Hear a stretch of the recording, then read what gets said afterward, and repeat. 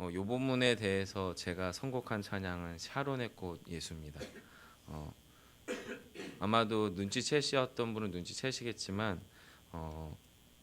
이 본문은 얼핏 봐선 꼭 사랑과 전쟁에 나올 법한 이야기이지만 사실은 이제 예수 그리스도의 사랑을 그 당시에 어떤 고대 요 근동 지방에 있었던 일종의 기업 무름이라고 하는 전통, 그리고 이방 여인이었던 룻을 보아스가 배려하고 돌보면서 그의 삶이 베들레헴 땅과 이스라엘 땅에서 망가지지 않도록 유지하고 돌봐가는 보아스의 그 세심한 사랑의 배려가 숨겨져 있는 이야기인데, 이것이 만약에 이제 이 기업물을 앞에 있는 사람 있잖아요. 보아스 앞에 있는 사람, 그 사람에게 발갈될 경우는 이건 말이 안 되는 스토리이기 때문에 약간의 파국으로 치달아갈 수 있는, 그래서 얼핏 보면 사랑과 전쟁과 유사할 수 있는 그런 이야기입니다. 그러면 이 이야기가 도대체 어떻게 예수 그리스도의 사랑과 그 예수 그리스도의 사랑으로 속량된 우리의 그 구원의 감격을 담은 이야기가 되겠느냐? 아마 기업 물음이라고 하는 전통을 오늘 이 본문이 다루기 때문이에요. 기업 물음이라고 하는 건 여러 번 아마 설교를 통해서 들으셨을 거예요. 그 고대 근동 포함해서 이스라엘 지역에 있는 가장 독특한 그 어떤 가문이나 가정 안에 있는 대를 끊기지 않고 연결할 수 있는 방식이 바로 이 기업 물음이었던 것 같습니다. 나오미가 베들레헴 땅을 떠나게 됐던 이유는 실패 때문이었습니다. 정확하게는 어떤 실패냐면 자신의 땅에 엘리멜렉의 기업에서 어떤 소득을 거두려고 아마 농사를 지었겠지요. 아니면 뭐 양을 쳤든지 어쨌든 자기가 해당되는, 자기에 배당된 그 어떤 땅 소유지 안에서 일정한 경제 활동을 통해서 일정한 소출을 얻으려고 했는데 그때 베들레헴에 극심한 가뭄이 들었습니다. 그래서 그 가뭄 때문에 더 이상 그 땅으로부터 무엇인가 그 다음 자신의 삶을 영위할 수 있는 경제적 결과물들을 얻을 수가 없게 됐던 거죠.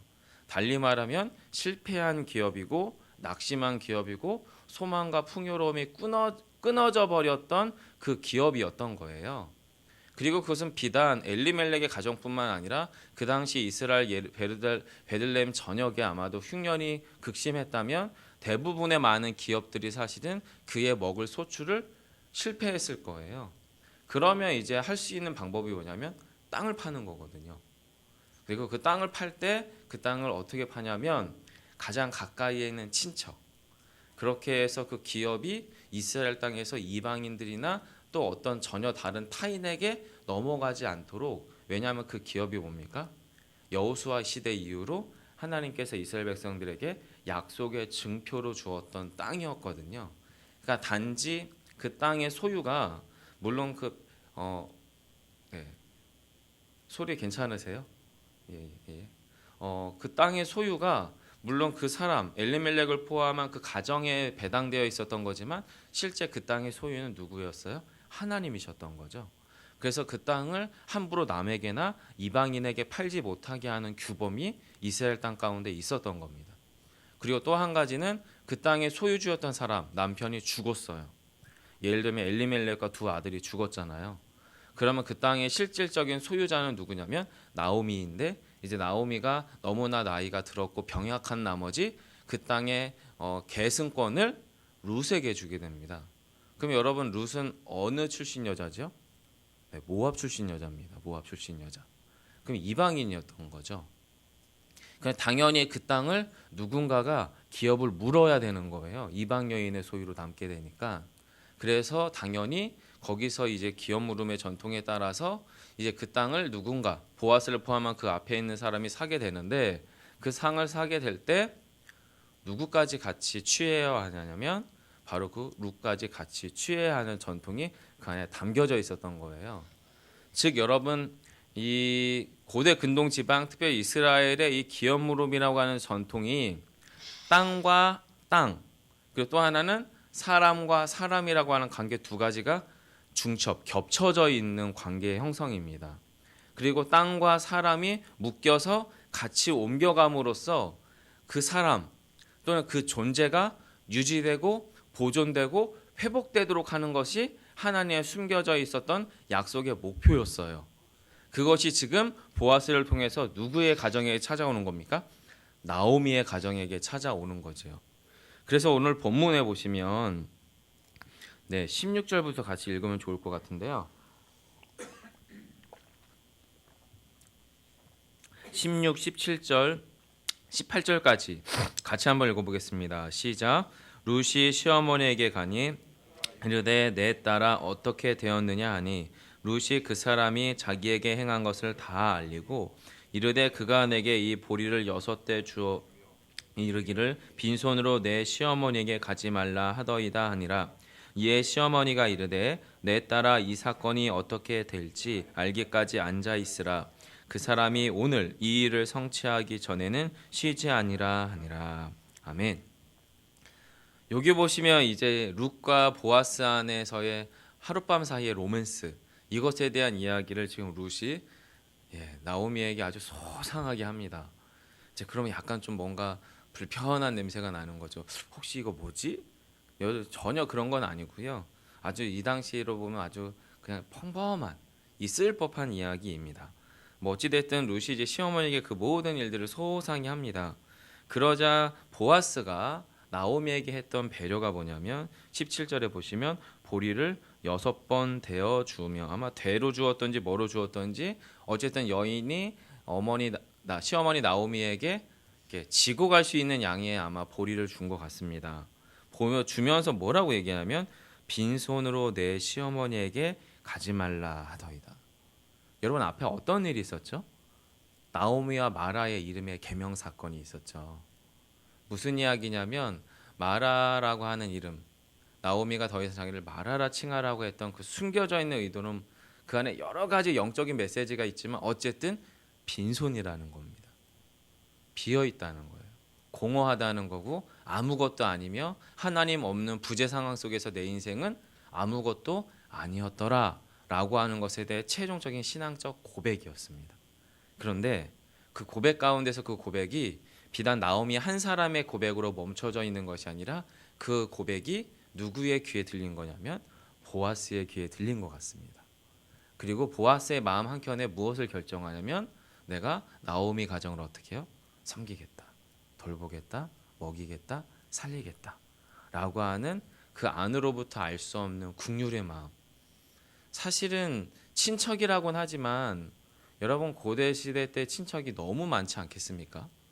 오늘날만 쳐도 뭐 저희 집처럼 애 내신 집이 만약에 얘네가 자녀를 저처럼 낳는다고 치면은 얼마 되지 않아 저희 가정은 70명에 육박하지 않겠습니까?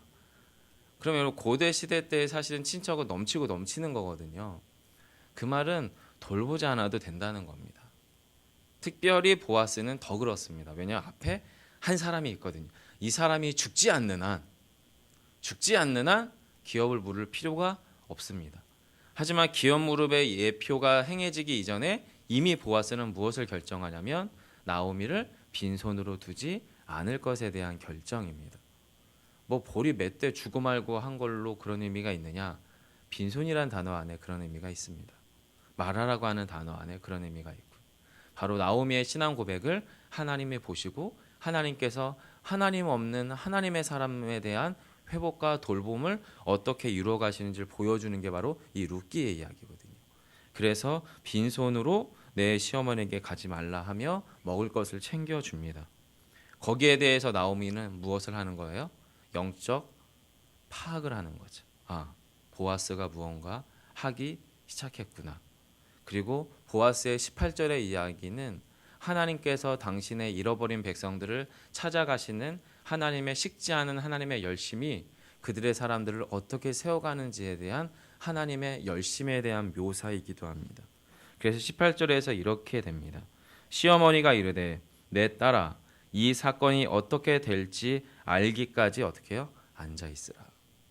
아무것도 하지 말라는 거예요. 아무것도. 룻과 나오미가 할 수 있는 부분이 아니라는 겁니다. 그리고 그것을 할 만한 분이 그 일을 하시게끔 기다려 보라는 겁니다. 무엇을 가지고요? 믿음의 눈을 가지고, 신뢰의 눈을 가지고. 보아스가 나오미를 돌보기 시작한 것처럼 하나님께서 하나님의 백성을 어떻게 해요? 돌보실 그 놀라운 신비가 우리 안에 어떻게 일어날지를 가만히 앉아 믿음의 눈으로 바라보라는 겁니다. 그러자 나오미에게 룻이 전한 얘기가 이렇죠. 이 사람이 오늘 이 일을 성취하기 전에 어떻게 해요? 쉬지 아니하리라. 그리고 쉬지 아니하는 귀염 무릎의 스토리가 이제 본문 4장 1절로부터 10절 사이에 나타나게 됩니다. 자, 여러분 그럼 1절에서 보시면 또 이제 쭉 스토리가 나오잖아요. 그 안에 보시면은 이제 되게 서정적이에요. 밤 사이에 어떤 격정적인 밤새 로맨스가 있었고, 그리고 룻이 망가지거나 상하지 않도록 은밀하게 사람들이 보지 않는 시간에 룻을 떠나보내고, 그리고 이른 아침에 이제 사람들이 다닐 만한 곳, 특별히 기업물을 짜가 다닐 만한 곳에 보아스가 팍하니 걸터 앉습니다. 그리고 나서 사람을 기다려요. 때마침 그가 지나가죠. 자, 1절과 2절 같이 한번 읽어볼까요? 함께 합니다. 시작.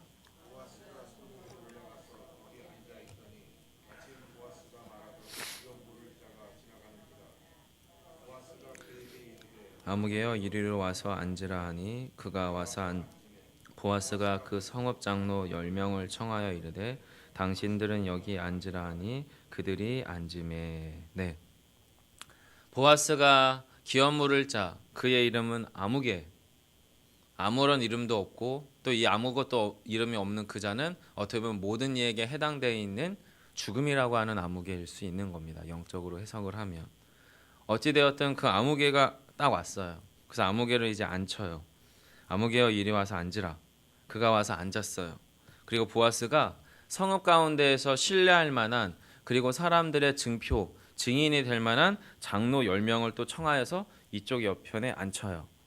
그리고 나서 아무개 씨라고 하는 이제 기업물을 짜와 같이 단판을 짓습니다. 단판을. 자, 이스라엘 가운데에는 기업 무릎의 절통이 있다. 그리고 엘리멜렉과 두 아들이 죽었고 나오미가 이제 그것을 룻의 소유로 주었고, 그래서 내가 이제 너가 그것을 기업을 무르겠다고 하면 그 땅을 너가 갖는 거고, 또 그 땅에 속해 있는 룻도 너가 아내로 취하여야 한다. 이제 그러면서 이 아무개 씨라고 불려지는 기업물을 자에게 이제 그 선택권을 줍니다. 선택권을. 그러고 나서 이제 보아스가 쭉 이렇게 쭉 이야기 나오면서 여러분 보시면 5절하고 6절 한 번만 더 같이 읽어볼까요? 함께 하겠습니다. 보아스가 이르되 내가 나오미의 손에서 그 밭을 사는 날에 곧 죽은 자의 아내 모함 여인 룻에 사서 그 죽은 자의 기업을 그의 이름으로 세워야 할지니라 하니 그 기업 물을 자가 이르되 나는 내 기업에 손해가 있을까 하여 나를 위하여 물으지 못하노니 내가 물을 것을 내가 물으라 나는 물으지 못하겠노라 하는지라. 아멘. 성도 여러분, 이 기업 물음 가운데에서 지금 이 아무개시라고 불려지는 사람이 그 기업 무릎을 포기하겠다는 거예요. 이유는 뭐냐면 자기 기업에 손해가 난다는 거죠. 그러니까 그 땅을 취하여 봐야 자기에게 경제적 이득이나 그 어떤 이로움이 전혀 없을 것이 확실해 보이는 땅이고 확실해 보이는 집안인 거예요. 여러분 거기에는 여인 두 사람밖에 없어요. 병든 여인 하나와 그리고 불순하고도 부정하다고 불릴 만한 이방 여인. 그 땅 가운데 속해 있는 또 다른 자식들이 있는 것도 아니에요. 그럼 그 땅에 노동력도 없는 거고요. 그 땅은 흉년 때문에 이미 땅에 기름기가 쫙 빠져 있는 별 볼 일 없는 땅인 게 너무 확실해 보이는 땅이에요. 게다가 그 땅을 포기하고 나오미는 베들레헴을 떠나 모압 땅으로 이주했을 만큼 그 땅에서 나오미의 평은 그렇게 썩 좋은 집안도 아니에요. 그러니까 여러 가지 이유, 사회 경제적인 이유, 또 그 안에서 생산을 가지고 그 땅을 정확하게 소출할 만한 노동력도 확보되어 있지 않은 집안이고, 그리고 또 무엇보다 사회적 평판, 그 당시에 고대 사회 안에서 주변 이웃과의 평판이 너무나 중요함에도 불구하고 그 땅이 별 볼 없는 땅이고, 게다가 블레셋 이방 땅 모압 땅으로 이주했었던 그 집안의 그 땅이라고 하는 여러 가지 이야기들을 종합해 본 결과 이 사람이 아주 경제적이고 실질적인 판단을 하는 거죠. 야, 손해다. 네 가져라. 그러면서 보아스에게 그것을 내버려 버립니다. 그게 무엇입니까? 뒤에 신을 던진다라는 표현이에요. 여러분 마치 이것은요 출애굽 사건 가운데에서의 이야기, 그리고 어쩌면 우리의 영혼 첫사람 아담과 하나님과 또 죽음의 권세 사단과의 그 어떤 내밀한 모종의 어떤 식탁 가운데에서 일어났을 법한 이야기를 사실 저로 하여금은 상상케 합니다. 첫사람 아담은 사단이 볼 때는 탐스럽고 취할 만한 자였습니다. 하와도 마찬가지였어요. 그래서 뱀을 통하여 지난주에 목사님 설교를 통해서 여러분이 잘 들으셨겠지만 아주 교묘한 방식으로 자신의 탐욕에 반응할 수밖에 없는 방식으로 사단은 그 첫사람 아담과 하와를 취합니다. 그리고 첫사람 아담과 하와는 뱀을 통해 제안되었던 그 어떤 명제, 너는 절대 죽지 않을 거고 하나님처럼 될 거고 하나님과 같이 눈이 밝아져서 선과 악을 알게 될 것이다 라고 하는 그 절대적 명제를 무엇을 삼습니까? 믿음의 대상으로 삼기 시작합니다. 하나님이 아니라 뱀의 얘기를, 사단의 그 명제를. 이 놀라운 믿음이 작동됐죠. 그러면서 하나님과 어떻게 해요?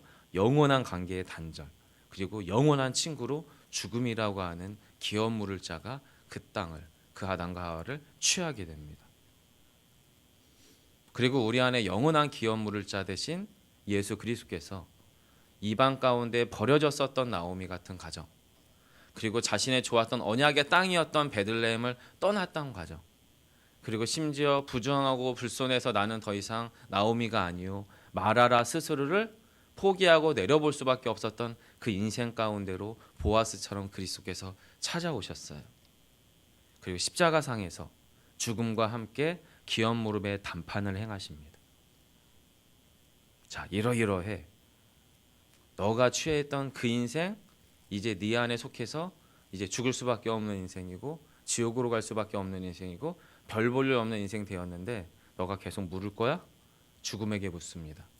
사단에게 묻습니다. 그리고 사단은 더 이상 이제는 뭐 자기 권세 안에 속했거든요. 돌아볼 것 없거든요. 버립니다. 그리고 그것을 예수 그리스도께서 당신의 핏값을 주시고 다시 사십니다. 여러분, 룻에 등장하는 기업 무릎의 이 사회적 전통은 예수 그리스도의 십자가상에서 당신의 죽음의 이야기를 통하여서 영적인 이야기로 옮겨가게 됩니다. 그리고 애시당초 고대 사회에서 기업 무릎의 이야기는 하나님께서 약속의 땅을 통하여 하나님의 백성을 어떻게 돌보시기 원하시는지에 대한 눈에 보이는 표징으로 주신 게 이 기업 무릎이었고, 이 기업 무릎의 최종적이고 완성된 기업 무릎은 예수 그리스도의 십자가상에서 이루어졌음을 여러분 믿으시기 바랍니다. 그 동기는 보아스가 원인도 이유도 파악할 수 없는 그 어떤 보편타당하고 합리적인 이유 없이 룻을 사랑했기 때문입니다. 십자가상에서의 기업 무릎이 행해졌던 이유도 우리 안에 그 어떤 흠모할 만한, 아름다울 만한 그 어떤 이유가 있었던 것이 아니라 그냥 예수님께서 저와 여러분을 사랑하셨던 겁니다. 그래서 그 일을 행하셨던 거지요. 9절입니다. 읽어드릴게요. 보아스가 장로들과 모든 백성에게 이르되 내가 엘리멜렉과 기룡과 말론에게 있던 모든 것을 나오미의 손에서 산 이래 너희가 오늘 증인이 되었고 또 말론의 아내 모압 여인 룻을 사서 나의 아내로 맞이하고 그 죽은 자의 기업을 그의 이름으로 세워 그의 이름이 그의 형제중과 그곳 성문에서 끊어지지 아니하게 하며 너희가 오늘 증인이 되었느니라 하니. 아멘. 이 가운데에서 여러분 베들레헴 땅 가운데 새로운 언약식이 행해졌습니다. 새로운 기업 모음의 증표를 통해서 10명의 장로와 이스라엘 백성들 가운데에서 나무의 기업은 이제 보아스를 통하여 새로운 기업으로 온전히 되살아날 것에 대한 공표와 선언이 지금 본문 가운데 이루어졌습니다. 그리고 이 증인된 이 모든 언약식 가운데 누구가 지금 초청되어져 있냐면 이 본문을 읽고 있는 저와 여러분도 이 사건 안에 함께 참여한 증인이 되었습니다. 그리고 더 정확하게는 이 놀라운 기업 무름을 통한 영혼 회복의 이야기는 오늘날 저와 여러분 가운데도 동일하게 일어날 하나님께서 보아스 대신 예수 그리스도를 통하여 저와 여러분 가운데 취하시기로 약속하신 그 일임을 오늘 본문은 저와 여러분 가운데 공표합니다. 그래서 그의 이름이, 저와 여러분의 이름이 형제 중에 그곳 성문 가운데, 약속의 땅 가운데, 약속의 백성들 가운데 끊어지지 아니하게 함이 저와 여러분이 증인이라고 성경은 지금 증언하고 있는 겁니다. 저와 여러분 가운데 일어나는 이 영적인 스토리는 과거 수천 년 전에 보아스와 룻 사이에 일어났던 에피소드처럼 어쩌면은 막연한 이야기이고 읽히지 않는 이야기고 고대 이야기니까 나와 상관없는 이야기라고 우리가 치부하고 살아갈 수도 있지만, 예수 그리스도를 통하여 십자가상의 구속과 부활의 약속이 우리 안에 우리의 것으로 이미 취하여진 자로 우리가 오늘을 살아가려고 한다면 우리 안에서도 이 영적 스토리에 동일한 영적 반응이 있어야 되는 거예요. 믿음의 눈으로 여기 앉아서 가만히 보세요. 예수 그리스도께서 우리 안에 행하신 귀한 물음의 완전한 성취가 우리를 어떤 존재로 바꾸셨는지에 대한 재고백, 새로운 신학적 고백과 결단이 오늘 이 새벽 저와 여러분 가운데 넘치기를 소망합니다. 그리고 그 가운데에서 귀한 물을 자로 서신 우리의 완전한 첫 신랑 되신 예수 그리스도가 우리를 통하여 이 땅 가운데 이루실 이 땅에서의 귀한 물음, 이 땅에서 우리에게 주어진 것에 대한 풍요로움의 회복이 어떤 일이 우리 안에 펼쳐질지, 룻기는 4장에서 끝나지만 룻기 5장, 6장, 7장은 저와 여러분을 통하여 여러분과 저를 새로운 증인 삼아서 지금도 이 땅에서 시작되어져 가고 있는 거거든요. 누구를 통하여서요? 아브라함과 다윗의 자손 예수 그리스도의 계보를 통해서. 그리고 그 구원의 스토리가 오늘 저와 여러분을 살렸고 또 우리를 통하여 그 누군가를 살리는 오늘 한날 되기를 간절히 소망합니다. 기도하겠습니다. 살아계신 하나님, 성경은 참 어찌 보면 잡다합니다. 세속적이기도 합니다. 이것이 무슨 생명의 이야기고 영혼을 다루는 이야기인가 싶을 때도 있습니다. 하지만 그 속이야기 가운데 인간의 속살이 드러나고 인간의 욕심과 탐욕이 드러나고 또 인간의 실패와 좌절과 빈손이 드러나는 그 결핍의 한복판 가운데 첫 신랑 되신 예수 그리스도, 보아스 되신 예수 그리스도가 찾아오셔서 당신의 잃어버린 기업, 당신의 잃어버린 백성, 당신의 잃어버린 이름들을 찾아 돌이키는 놀라운 생명과 회복의 이야기가 오늘 이 본문 가운데 담겨 있음을 고백합니다. 주님, 그리고 저희가 이 이야기의 증인입니다. 십자가에서 그리스도께서 행하신 그 놀라운 완성된 기업 물음의 스토리가 오늘 저와 여러분에게도 이미 행하였음을 믿게 하시고, 무엇보다 오늘 한날 구원받은 그리스도인으로, 구원받을 그리스도인으로 살아낼 놀라운 은혜의 한날 되게 하시기를 소망하며 예수님 이름으로 기도합니다. 아멘. 하늘에 계신 우리 아버지,